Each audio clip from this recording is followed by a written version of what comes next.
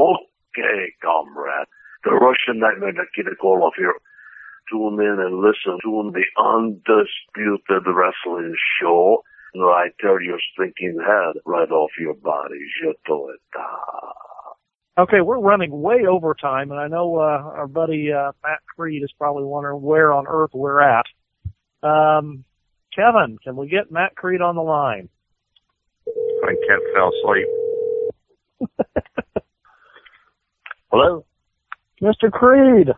Hey, how's it going? It is Rick with the Undisputed Wrestling Show. We are running overtime with Axelrod tonight, talking about some things that are going on in his life, so we apologize for the delay. All right. How are you doing tonight, brother? Pretty good. Not so bad. How about you guys? We're doing good. We've got the NWA Continental Champion, Will Huckabee, the Morning Star, joining us. And somebody you might have heard of before. I think he's the ICW United States Heavyweight Champion. I think he's Chad Engel or somebody like that. I don't know if you've heard of him before. Yeah. I think, the name sounds familiar. I don't know. I don't know. It's in the back of my head. But I think I know the guy. How's it going, Matt? How's it going? Pretty good. You know what? We're going to lead off with the United States Champion tonight. Chad Engel, what do you got tonight for Matt Creed? Yeah, Matt, I was kind of curious on seeing who and how long you've been wrestling, who trained you, how long you've been wrestling, that stuff. Just what I've seen of you at some of the independent shows around here and stuff. I think you're an amazing talent, and I would like to see you get booked more and more around, but I was just kind of curious on never been able to sit down and talk to you about that, how long you've been in the business and who trained you and that kind of stuff. So I was just kind of curious. Well, thanks. I've gotten a lot of people that have told me that I've been pretty good, but it's all a matter of I guess getting out there and actually looking for a place. But I was trained by Pro Championship Wrestling about pretty close to 8 years ago. I've been just roaming around the independent circuit since they closed back in December of last year. But yeah, they trained me. I was trained by Johnny Mack, Rick Knight, among many other people. I also took a little bit of time training with Gally Lucha Libre down in Chicago, where I actually met Samurai Del Sol, who's now in WWE as Kalisto, and he's helped me here and there. So I've gotten around, and I'm always learning. And you just never stop learning. Even when you're in the ring, you make mistakes. You just got to keep going. Sure, that's good. Good to hear. You're still up, Chad. Oh, still up. Sorry. Okay. And but you're based out of the Chicago area, is that correct? Yeah, I'm based out of the Chicagoland area. I basically will go wherever ever I'm booked, as long as the payday's right and they actually need me or whatnot. So I'm mainly around the Midwest area, but I'm really traveling wherever people need me. Who is some of your biggest influences of getting into wrestling? Well, my biggest influence is Owen Hart. I grew up watching Owen and Brett, Shawn Michaels, pretty much all the guys, probably early 90s, more so, WWF, WCW, and ECW kind of era. I went back and started watching old AWA shows and NWA shows. I don't know. I think Owen Hart is the biggest influence that I have. He's pretty much the first high flyer I saw and technically sound guy that I actually enjoyed to watch. Yeah, definitely with the family history that he's got, that's definitely somebody good to follow in their boots, basically. I think would be Owen Hart and Brett and those guys. But Whoa. Will Huckabee just, hang on, Chad. Will Huckabee just made a blind tag. Okay. You know, I'm smacking AKA Chad Engel on the back when he's trying to get something else. I mean, the heel that you are. You know, these Indiana guys. I understand these guys. You know, I think it's because he's been hanging out with Troy Miller a little bit too much. Chad's trying to take my job too, I think. You know what I'm saying? Go ahead. And, Matt, I'm going to ask you this. You know, checking out your fan page, and I've got to give you credit for this. I've seen a lot of guys who have like fan pages on Facebook, on social media and stuff, and a lot of times they have information about their shows and videos and stuff, but yours is so detailed and graphic. It's almost like a Wikipedia page. And of course, you know, going through some research and looking at your matches and stuff. How in the hell, where did the idea of a Halfnelson Driver come from? I've seen you do that in one of your matches. What is that? Because I'm a suplex guy, and I love tossing guys around. And I love doing exploders and things like that. But I've never, in my wildest matches, in almost 9 years of wrestling, I've never seen anything like that. Where did that come from? It actually originated in Japan. I love to study moves and watch any type of wrestling I can get my hand on, whether it's YouTube, DVD, or even on TV. That one actually originated in Japan. The move, I guess, was called Made in Japan. And it's actually, it's a Halfnelson pump handle driver. Pretty quick snap, just right on your neck type of move. I just started watching Japanese wrestling one night and came across it, and I loved the move so much, and I was trying to figure out, you know, if I would be able to do it or if not, because some guys see me as a smaller guy, and I pack a lot of strength, but, you know, some guys, you know, they're just overly huge and I can't get my arms around them. So, I don't know. I just fell in love with the move and, started practicing it and got it down to basically, what you see in the ring. Now, you know, you mentioned, you know, and not being disrespectful or nothing, but you are on the smaller, I guess, cruiserweight, junior heavyweight side and stuff, you know what I'm saying? And you like to watch Japanese wrestling. Do you ever get any flack from some of the bigger guys for the different variations? So you doing all these suplexes and exploders and drivers and stuff? Because if I was on the card with you, know, you have a great look. Ladies and gentlemen who are listening, this is a good-looking guy. I'm not going to say I'm pretty sure you have the ladies chasing you up there in the Chicago area. Do you ever get any flack for the way that you work? No, hang on. I got to stop you there, Will. I have to stop you there. No, he doesn't have the women chasing him in Chicago because Celine Grace is his girlfriend. She'll kick their ass. She's watching my back. Yeah, she's everywhere. Now, I get. I don't know. I've had guys, you know, tell me, you know, I can't do this or can't do that because I'm a smaller guy. But you know, I turn it around on them. When we step into the ring, I try to prove them wrong.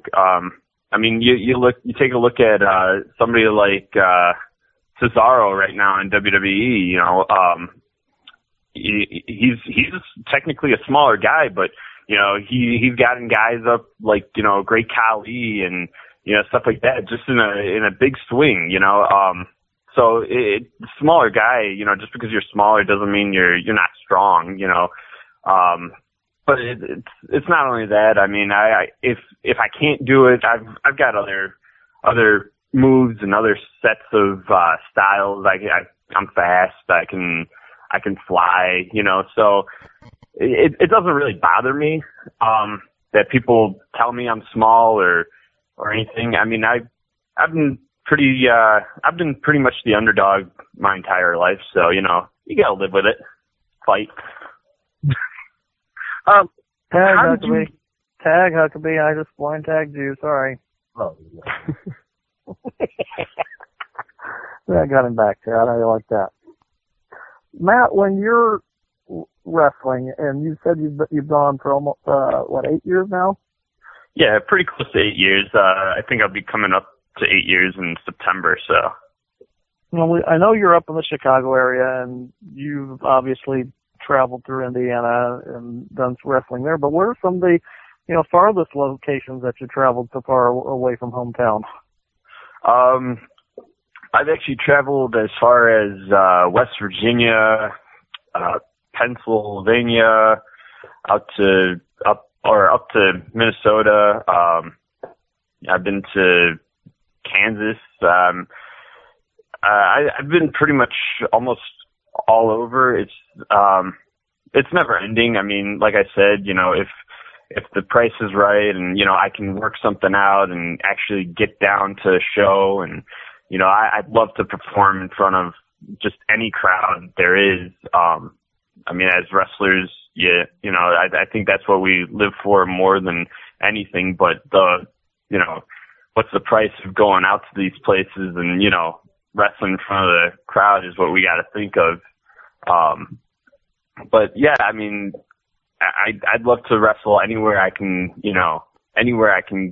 get into if the price is right. I mean, but I'm just all over the place. So do you, Matt, understanding you and Celine have a relationship, do you guys pretty much work the same cards together, or do you still go out on your own sometimes?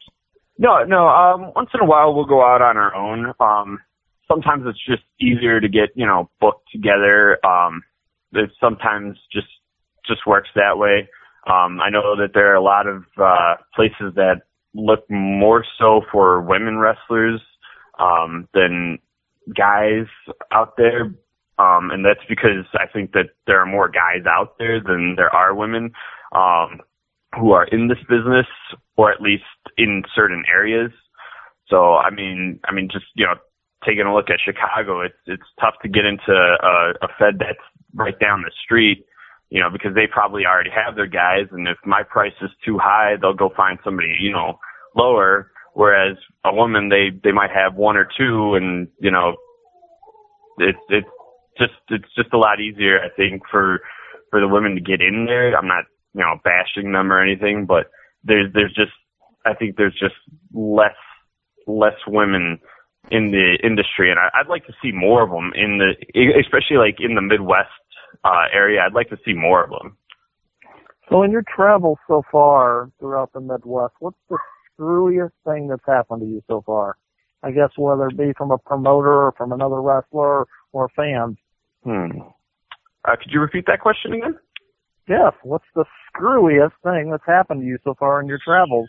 Like, so whether it be from a promoter, a fans, or another wrestler, what's the Well, you know what, honestly, wackiest thing that's happened to you? Jeez. I don't know. Put me on the spot there. Of course I did. Jeez. Screwiest thing. I'm not really too sure. I mean, I've had my shares of ups and downs with promoters. Mainly it's usually always about paydays or me wanting to, or them wanting me to do something that kind of like that I don't want to do. But like what? Well, I mean, what are they asking you to do, Matt, that you don't want to do? Oh man, they're not asking you to wrestle nude or anything. No. Just weird storylines. Storylines I've never really gotten into. I've been in. I mean, for one is at Pro Championship Wrestling back probably in I don't know. I want to say probably 08, 09. I was involved in this storyline where I was supposed to go on and feud for a title, and the manager of this one guy, she was supposed to be my love interest and everything, and it's just one of those things where I don't get into the character. I don't really like the storyline, so but you got to work through it, and it's so tough. You have to fight and argue with the promoter on, okay, look, if I'm going to do this, I want to do this my way. I got to do this the right way, because otherwise I just don't feel it, and I don't want to get into it. So I understand. I guess, how far are you willing to go with it, though, Matt? Do you get to a point where you're so not into something that the promoter decides they don't want to use you anymore? Has it gotten to that point in some places? No, not at all. I actually try to work things out. I'm not one to say, hey, I give up, or, it's not working, or, or I'm going to quit. There's always a way around things. If something gets messed up, there's always a way to fix it. That's what I believe. You just got to stay professional and try to go, get through things. That's it. Hey, this is the Undisputed Wrestling Show. We're talking to none other than Matt Creed, and I'm going to hand it off to my buddy, a.k.a. the artist known as Chad Engel. Chad, what do you got to ask Matt Creed this evening? Matt, where would you see yourself in possibly 10 years in the wrestling industry? Are you looking to make it to another level, get out there and to make it into TNA, WWE, GWF, whatever? Yeah, actually, I've been a WWE fan my entire life, so, it'd be an honor to go out there and just have one match even.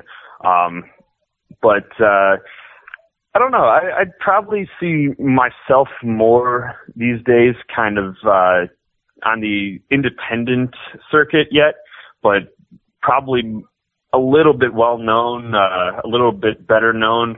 I'd try to get out to Japan. I would love to go learn their style and just work out there for a little while. If TNA has a call-in, I'd go there. But yeah, I mean, probably one of the more so the independent level, maybe even Ring of Honor. Yeah. So like just doing a tour in Japan or even down to Mexico, something like that would be an interest to you if anybody's listening, that they could get a hold of you and say, hey, right? Oh yeah, definitely. Okay.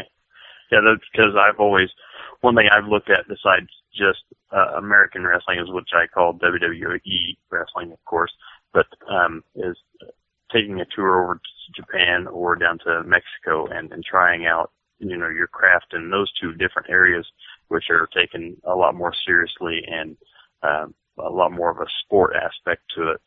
Those things always interested me in things, so I always try to find out on guys if it's just, it's just strictly WWE or if it's, those two different areas. Even tours in Canada I've heard are pretty big areas to train your craft in and things. So kind of interesting to be able to see if, that'd be something you'd be interested in. Yeah, and you know what? I think that when you go over to Japan, or I personally myself, I'd probably want to go over to Japan or Mexico before I would get into WWE or anything, because I think it's just honing the craft. It's basically you got to learn a little bit more, and I think that out in Japan they really teach you how to wrestle, and not only that, but I mean just the way that they train, it's amazing. Right, yeah, and that's one thing that, I don't know if you heard with Axel was talking about, just the WWE training is basically cookie cutter anymore. Going to Japan is a total different style. Lucha Libre is a total different style than just our entertainment of WWE style here in the United States. And just having that would be a more rounded character, I guess, for you. And is Matt Creed more of a character for yourself? And how do you see Matt Creed as an individual that are people are looking to book Matt Creed? Yeah, I mean, I guess I'm kind of a character. Yeah, Matt Creed is well, how should I put this? I'm very, I guess, I don't know. That's a very tough question to actually put there. I don't know. I've always seen myself as kind of like a warrior or a crusader. trying to get out there and, at times be kind of a good Samaritan, trying to help others out. And then at other times it's just, you got to go to war. You got to get in the ring. You got to have your mindset on one thing. But there's always those little mini crusades that kind of get in your way. Everybody wants that championship, but you've got to work your way up there. And that's how I see wrestling and how I kind of treat it. I kind of treat my, I guess, way of life for kind of, I guess, wrestling life, kind of like a knight in shining armor. So. Right. Okay. Yeah, it's just always interesting because I'm more of a visual kind of person. So seeing somebody's character, their outfit, their attitude, just their in-ring performance, those kinds of things, help to, I think, I don't know how Rick and Will feel about it, but seeing the way more of those things. I see Matt, and I look at Matt, I see him as a crowd rallier. I watch him out there. He's always energetic, wanting to fire up the crowd and get people behind him to lead him in the march, lead the march into war or whatever it is. That's the way I always see Matt. Right. Yeah. And so, that's just, yeah.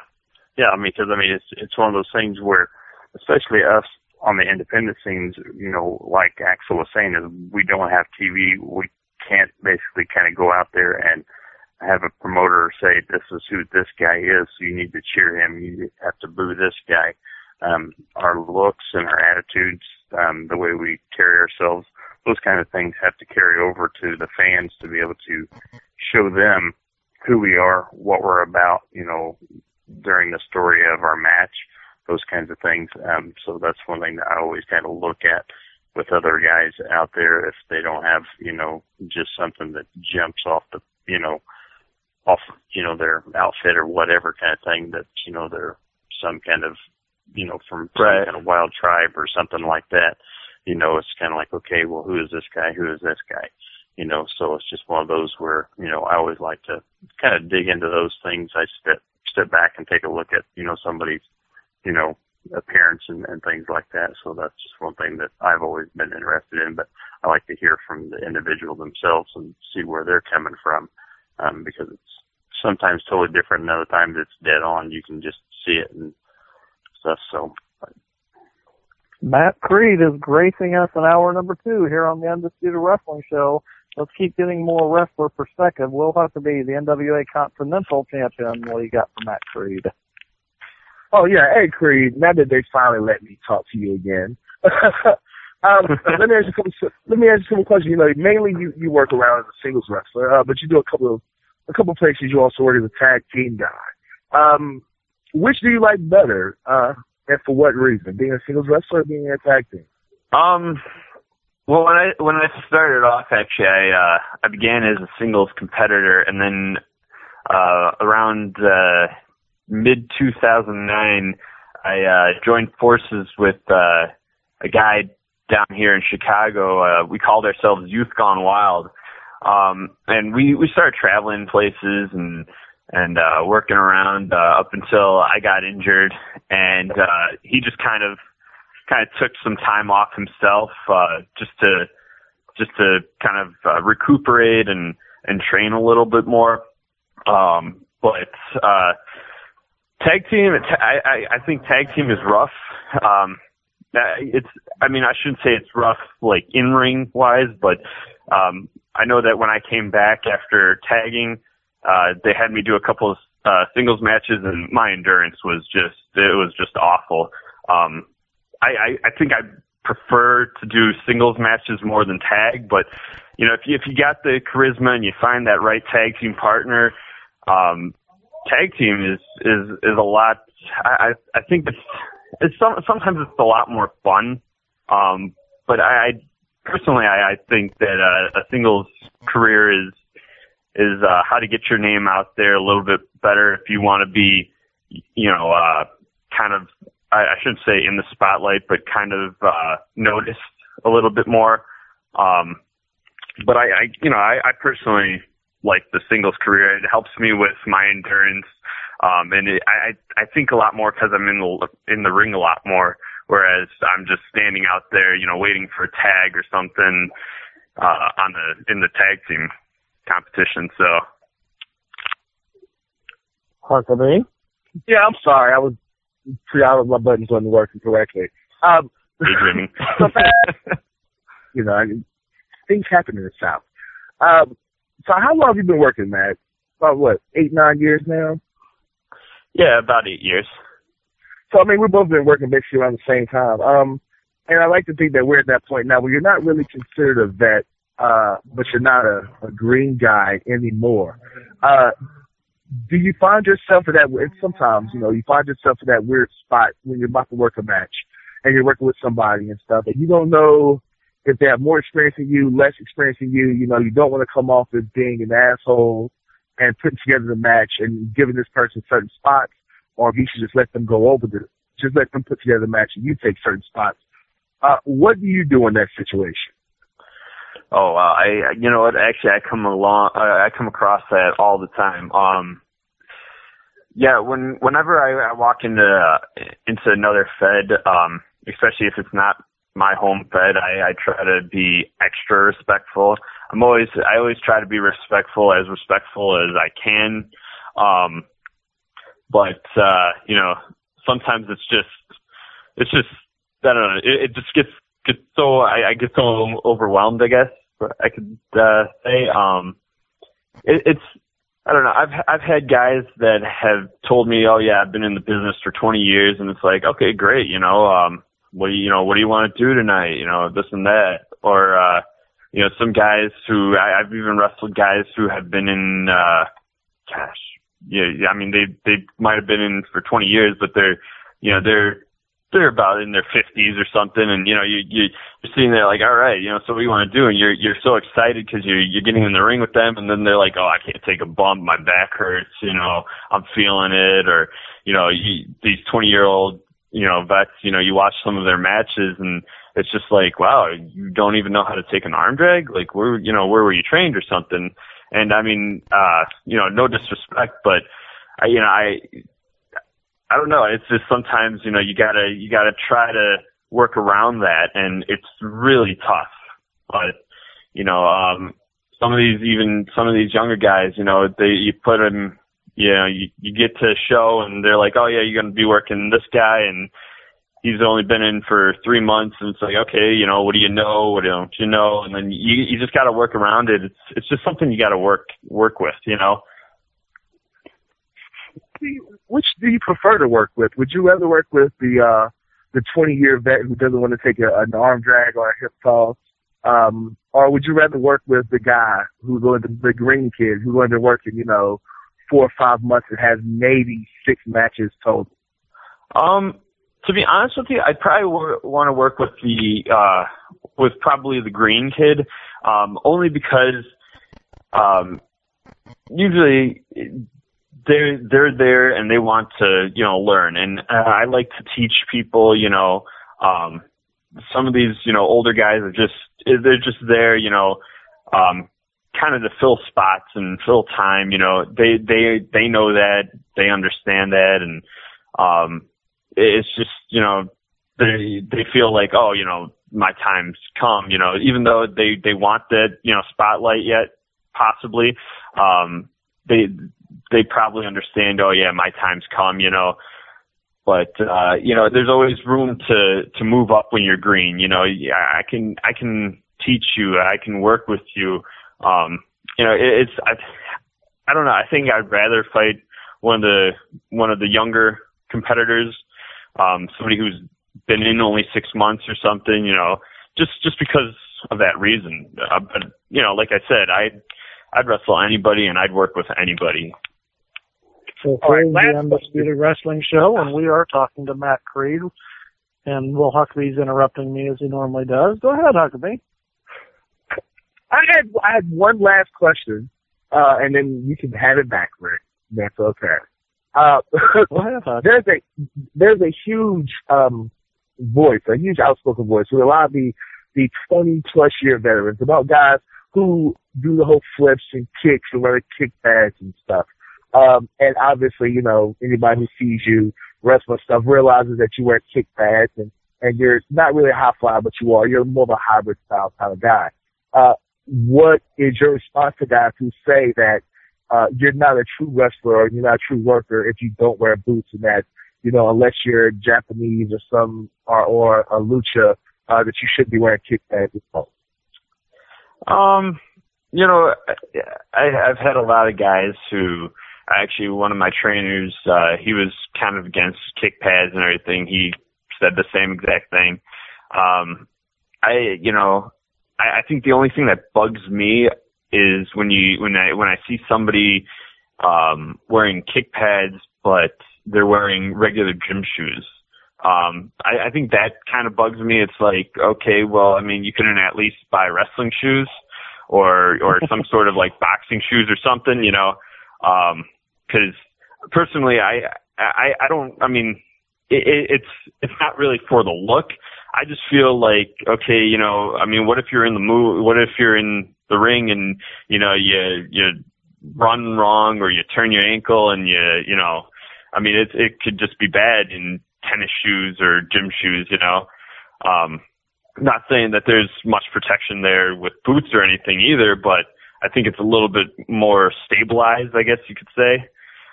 But my feeling on kick pads, you know, I think that kick pads are there, well, they're called kick pads for a reason. You know, you kick with them. You're kicking with your shin or I should say, well, yeah, your shin or your leg. So technically, I mean, if you're going to do a lot of kicks, I'd say, you know, probably wear them, because it'll, I think, impact your leg, you know, less than if you actually kick somebody. I think it hurts you a lot more than it would hurt them if you kick them in the thigh. But I mean, I think it's just for show, basically. Boots and kick pads are just for show. Very interesting. Mr. Huckabee, am I have permission to speak now? Why, yes, Rick. Yes, you do. I'm tagging you in. Why, thank you, Morningstar. Matt, she's back there, isn't she? No, she is not. She's not? She is not. I was actually going to have her ask her a question about you, but that's okay. I'll ask you the question about her instead. How do you guys push each other? You know, you travel up and down the road together. You see each other's matches all the time. You've worked matches together. You know, I've personally seen you guys do an intergender tag team match. You know, how do you guys, I guess when you're up and down the roads traveling together and you're talking, and you talk about wrestling with each other, are you coaching each other? Are you encouraging each other? You helping call matches, or what's it like, I guess, being in a relationship with another wrestler and being able to talk all the way to your matches back and forth? Well, actually, I was one of her initial trainers out in Pro Championship Wrestling when they were still around, and you know, honestly, it's there's arguments in between there and whatnot, but she always comes over to me and asks me, you know, for advice, such as, you know, what can I do here? What can I do there? What looks good? What doesn't? And I try to give my best opinion and try to help her as much as I can. We'll even sit there and record each other's matches and look over them, you know, see what we did wrong, see what we did right. It's I mean, we talk wrestling and, you know, stuff like that, but we try to just keep it kind of like a weekend based thing. During the week, we try to kind of just go about our regular lives. So, but yeah, that makes sense. Yeah, I mean, it's just basically, you know, studying and thinking of different things that we can do and trying to help each other out that way. And for those who may be joining late, Supergirl Celine Grace, who we're talking about, that's significant other. Do you feel like you guys inspire each other? Yeah. I kind of do. It just seems like I don't know, you watch so many different wrestlers, coming back and forth from different promotions, and, as an independent wrestler, you obviously work for more than one. It just seems like as many matches as you guys see each other perform, does it make sense that you can get, I guess you get more engaged, obviously, in the match and in the technical aspect of it, right? When you're performing with you're talking about the same person? No, let's say, when you go to matches, obviously you watch Celine's matches a little more closely and with more of a critical eye or more of a technical eye to the match probably than you do maybe another lady wrestler, or she does the same when she's watching, the guy matches while she's in between her match. And sees you wrestling, obviously as a wrestler, she would tend to have that look of watching your match a little more intently, not just because of who you are and your relationship to her, but is there a little bit of a rivalry? You talk to each other and you inspire each other, but you push each other too? Yeah, I guess I do watch her matches a little bit more closely than I would, any other female or any other male in that, right. that perspective. But, because she's going to ask your opinion, right? She's going to say after the matches, you guys get all dressed, you get in the car, you get ready to head back to Chicago. All right, Matt, what did you think? Right? Oh yeah. Usually the first question in the car ride back is, did you see the match? Was it good? Was it bad? And then then we start talking about what she might have done wrong, what she might have done right, what another person might have done wrong or might have done right. If I catch something and I've got a piece of paper, I'll usually write all this stuff down. That way I can bring something to her or to the other female wrestler that she's wrestling. I try to help everybody out in that situation, but yeah, I think most of the time, even though I'm watching everybody's match or trying to catch bits and pieces of every match on the show, I think I kind of tune in more towards hers, I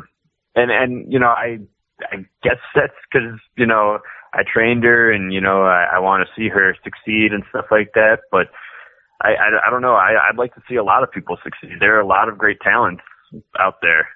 Do you feel you learn from watching her matches? Because she taught you some things. Yeah, actually. Yeah, I feel that I've learned some things from watching the matches. There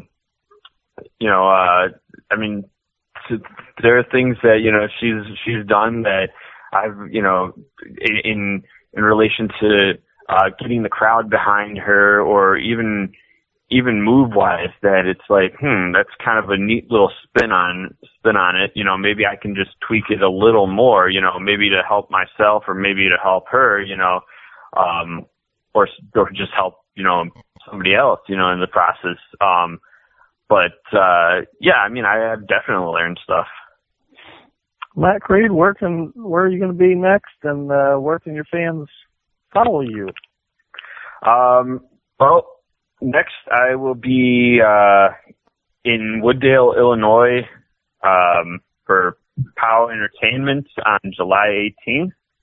Fans can always check out updates and event flyers, locations, times, all that good stuff on my Facebook profile page, which is mattcreedlive.com. That's facebook.com/mattcreedlive.com, or they can follow me on Twitter at mattcreedlive89. Phenomenal. We've been promising to get you on the show for several months now. We finally live up to our end of the bargain, at least. And I thank you for living up to your end of the bargain. We had a good time talking to you, buddy. Well, thank you very much for having me. And do tell Celine we said hello, and we'll catch you at the next show at ICW. And have a great evening. You guys be careful, okay? All right, you too. Matt Creed, ladies and gentlemen, on the Undisputed Wrestling Show.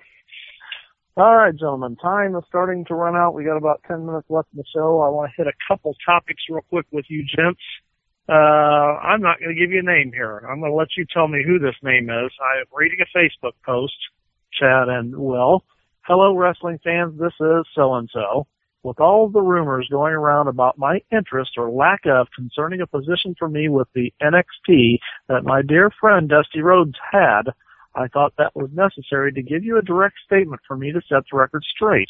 First off, I've been planning on moving back to Florida for some time now. My wife of 35 years, Valerie, is from Tampa, and all of her family lives there. Also, my daughter lives in West Palm Beach.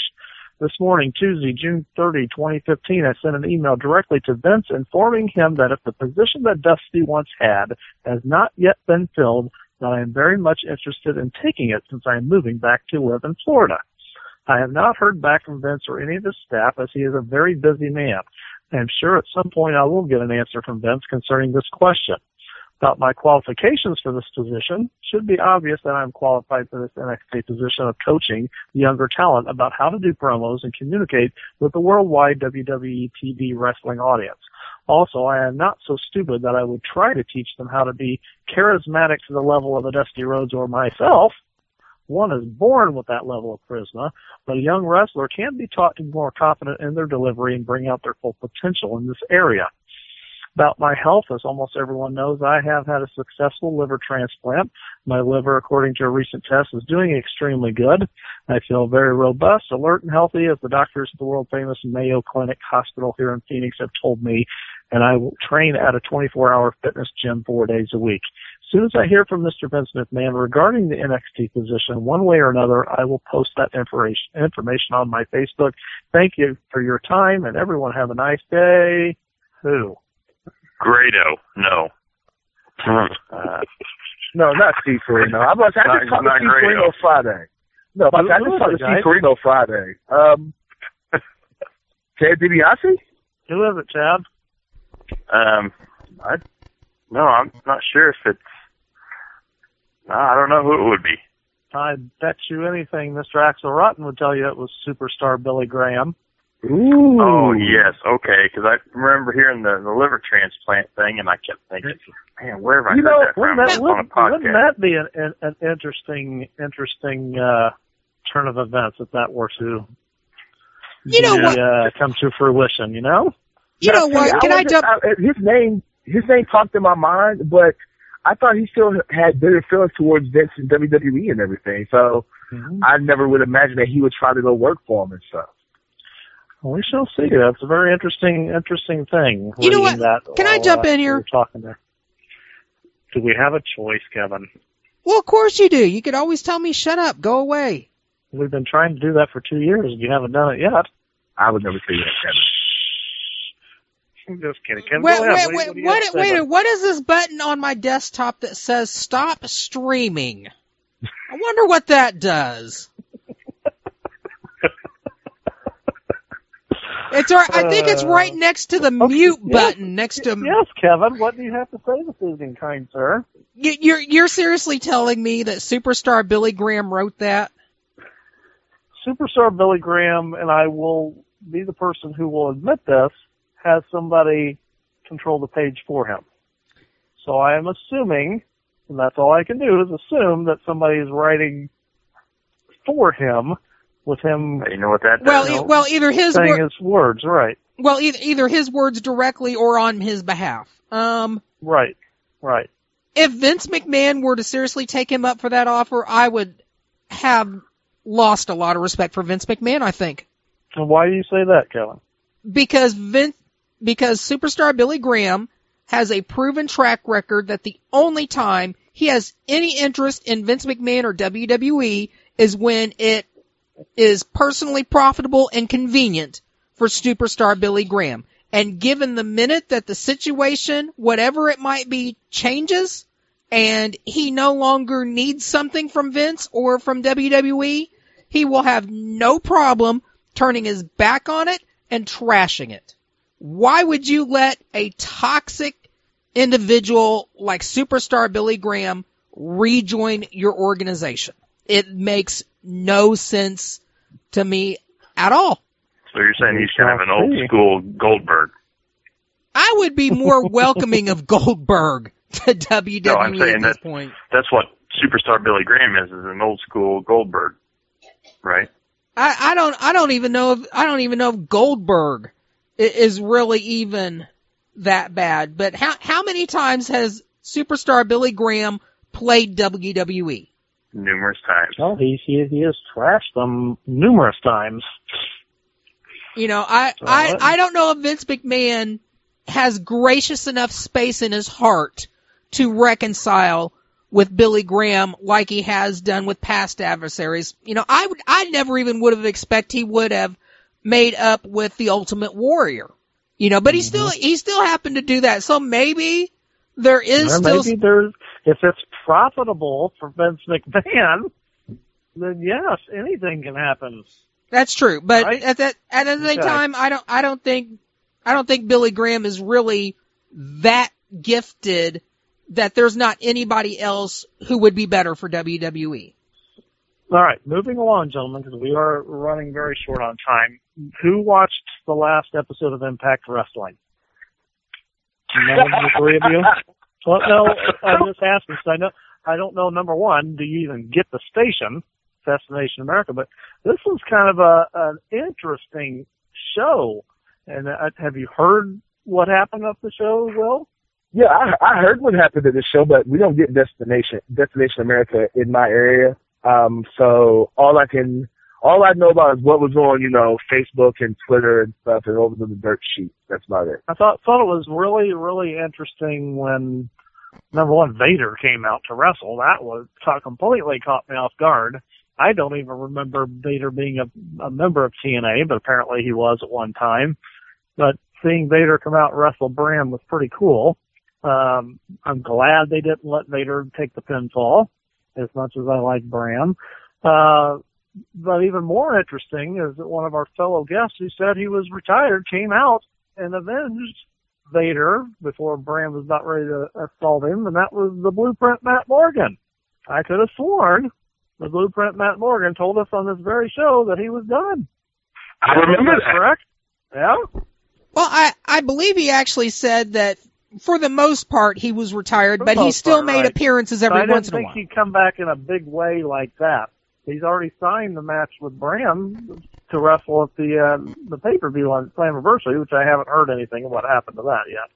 But I thought that was very interesting. Then another interesting thing, another former guest of ours, Hernandez, comes back from Lucha Underground, which I thought he was completely content at, and joins the Beatdown Clan. So that surprised me. I wasn't expecting that. And even the most shocking of all, and it has to be a work, I mean, there's no doubt about it in my mind, Jeff Jarrett showing up in the middle of the ring with a Global Force Wrestling shirt with Karen, talking about the bad times in TNA, and Jeff saying how he got a phone call and wanted to just click it and not even answer it, but decided to do it, and going to have one King of the Mountain match. And I guess, again, I did not see Slammiversary, and I haven't even seen results of it, to be honest with you, but I guess he was the last elected into the Hall of Fame for TNA. So, my question to you, this being probably a work, do you see a talent exchange? Do you see an invasion? Do you care? That angle. Yeah, I care. Just as Axel was saying earlier, it's all about competition. If hopefully that Jeff and Dixie came to terms with each other and are going to do a talent exchange, do an invasion angle, whatever, that's just going to be a benefit to us fans. And even the WWE, even if, Vince doesn't like it, but it's a benefit to him to up his game and start doing some other things. But just like Will said, we don't get Destination America around on our area. So it's just one of those where hearing this now for the first time, it's like, wow, I missed something actually in wrestling. And that kind of makes me want to see it, want to kind of tune in somewhere. How about you, Will? A little bit surprising news. Did you hear about all that stuff that I told you? Yeah, I heard about it. I'm kind of split 50-50. Of course, I want to see TNA and Global Force and everybody else succeed, because the more places that are available, or the more places that are running, there's more places for guys to work. But at the same time, it's not. It was on TNA, on Destination America. It really wasn't like, oh man, it wasn't like one of those, oh, I'm so mad I missed that moment. I'm glad that they actually reached out to Jeff Jarrett. Hopefully, they'll give him his company back, or at least give him a position in the office where he's actually handling the booking decisions or whatever. It sounded like to me, Will, this was his way to leave the company on his terms. And if that's the case, then that's good for Jeff. But it's like, he got elected to the Hall of Fame. He got to have his last match instead of being fired on TV by the figurehead Sting at the time. You know, he got to go out on his company that he owned on his terms. So now it's a new chapter in his life, and he doesn't have to be bitter about it anymore, I guess, is the way I kind of gathered. Oh, yeah. Well, I mean, that's good for him, but as far as, like, wrestling goes, it's nothing huge. It's no momentous occasion. It's really nothing to actually post about on Facebook or Twitter, really, that, it's just not that big of a deal for me. I'm sorry. It is to me, just because they've been making such a big deal about Global Force Wrestling for the last year, and all of a sudden it gets intertwined with TNA out of nowhere. I didn't see that coming from a mile away. It's like, it's like ECW hooking up with WCW back in the day for no reason at all. I mean, I didn't see it coming. I had heard no inklings of it or any rumors of it. Excuse me. So it just kind of caught me off guard. And as a person who does watch TNA every week, and people can crap on it all they want to, it is not even remotely as bad as everybody makes it out to be.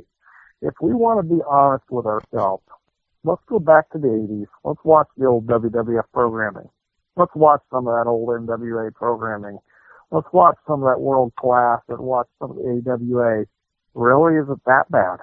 The skits and crap back then would make you nauseous watching it now. So I think people are a lot harder on TNA than they deserve to be. But that's just my opinion. I think, Rick, I think the problem is that people had such high hopes for TNA. When TNA was doing their weekly pay-per-views, and that's when I was a huge fan. That was when they had Jerry Lynn and AJ Styles and all of those guys and stuff. People had such high hopes for TNA. TNA was supposed to have been what NXT is now. And, there's only so many times that a company can disappoint you, when you give them chance for chance and you see the amount of talent that has come through their doors that they have let go. They probably squandered. I get that, Will. I honest to God get you. It makes sense of what you're saying. But let's understand and let's accept TNA for what it is. They're a company that's been around for 13 years now. That's longer than WCW. That's longer than ECW. They're obviously doing something right, or they would be out of business totally. So I think it's time for the IWC to shut up, except for TNA for what they are. Okay, they're not going to be the big threat to WWE. Maybe nobody ever will be. And it's unfair, I guess, to put those kind of expectations on any company. You just don't know what the inner dynamics and the drama that goes on behind the scenes, what it takes to keep some of that talent and, things like that. We don't know. We're not there. We're not in the meetings. We don't know the demands that are being made. We don't know what's going on. So I think it's not a fair assessment for anybody to make.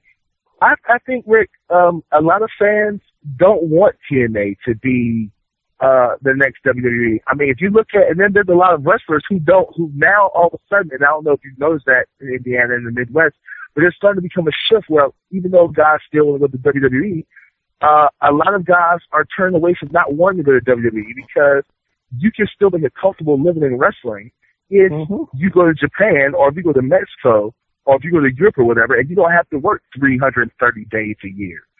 You can work, a decent, 2 weeks out the month, basically, and still make a good living in professional wrestling nowadays.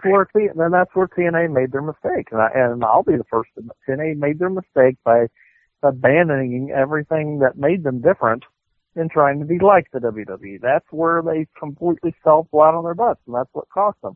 Interesting revelation. We've got to wrap this program up. Interesting revelation I was reading on Facebook today, or on the internet today, I should say. Pro Wrestling Illustrated is stripping TNA of the world title status. So ponder upon that for a little while, guys. Until next week, the Undisputed Wrestling Show will be coming back to you. I want to thank my partner in crime, Will Huckabee. I want to give a special thank you for AKA Chad Engel for joining us tonight and enlightening us with his wonderful art. If you've not checked out Chad Engel's art, please do. He's a phenomenal artist. He's going to be on our show as our guest here in a couple of weeks, so we'll talk to him more about his art and what he's got going on as well. But until next week, hopefully the Bearded Wonder will be back and he will get out of Hogan Land. But until then, this is your prophet, your shining light in the darkness and abyss that is the world of professional wrestling. Adios.